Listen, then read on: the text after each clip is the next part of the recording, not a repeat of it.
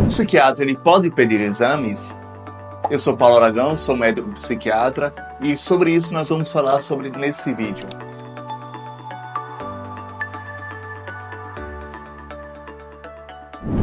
Por que eu falo isso? Porque é muito comum ainda as pessoas chegarem para mim e dizerem assim na consulta: mas doutor, o senhor como psiquiatra pode pedir exames, pode pedir um hemograma, pode pedir uma tomografia, mas o senhor não é psiquiatra?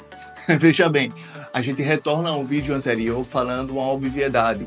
A psiquiatria ela é uma especialidade médica e, como tal, para a gente poder muitas vezes chegar à confirmação ou à exclusão de um diagnóstico, a gente precisa solicitar exames, sim. Então faz parte da conduta do psiquiatra também pedir exames. Eu vou dar algumas situações que possam trazer justamente esse esclarecimento maior sobre a solicitação de exames na psiquiatria. Vamos pensar na seguinte situação: a pessoa chega e traz um quadro de tristeza acompanhada de outros sinais e sintomas, como por exemplo, a pessoa está triste, está com falta de energia, a pessoa está com, enfim, pode ter queda de cabelo, a pessoa pode ter falta de apetite, pode estar com falta de prazer.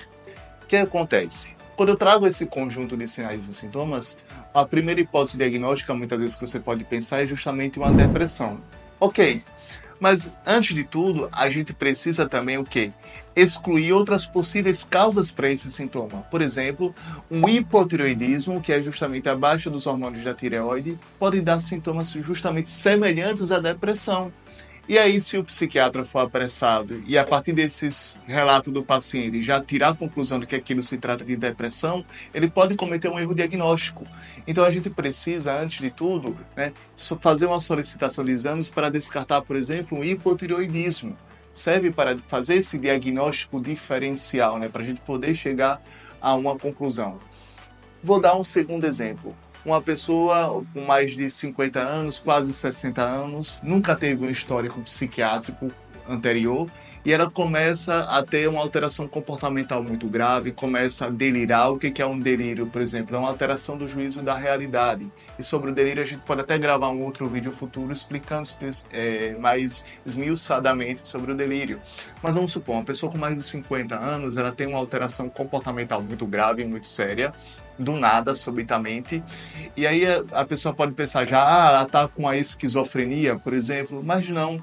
Uma esquizofrenia, por exemplo, ela é mais comum ser instalada logo no início da idade adulta, ou na adolescência e início da idade adulta.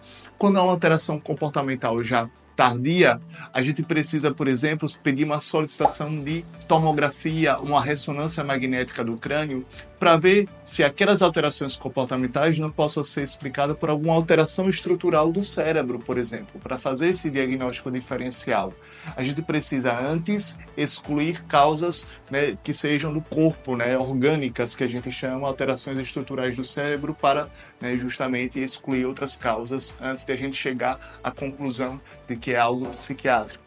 E um terceiro e último exemplo: às vezes o psiquiatra está lá num serviço de emergência psiquiátrica, por exemplo, e chega um jovem alterado, chega um jovem, por exemplo, muito agressivo, e aí a gente precisa justamente dar aquela acalmada, e para chegar à conclusão de que aquilo ali se trata de algo psiquiátrico, a gente precisa, por exemplo, descartar se a pessoa não está intoxicada, seja por alguma substância, por exemplo, de álcool ou alguma outra droga ilícita, que justamente possa explicar aquela alteração comportamental.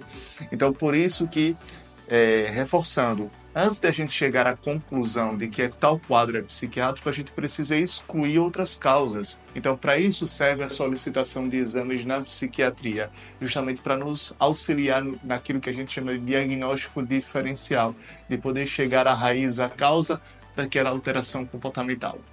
Então é isso. Se esse conteúdo esclareceu e fez sentido para você, curta e compartilha para mais pessoas, para que assim essa informação chegue para elas também, porque a plataforma do YouTube entende que quanto mais curtidas e mais compartilhamentos esse conteúdo é relevante, e o algoritmo então manda para mais pessoas. Então é isso, fique com Deus, um grande abraço e até um próximo vídeo.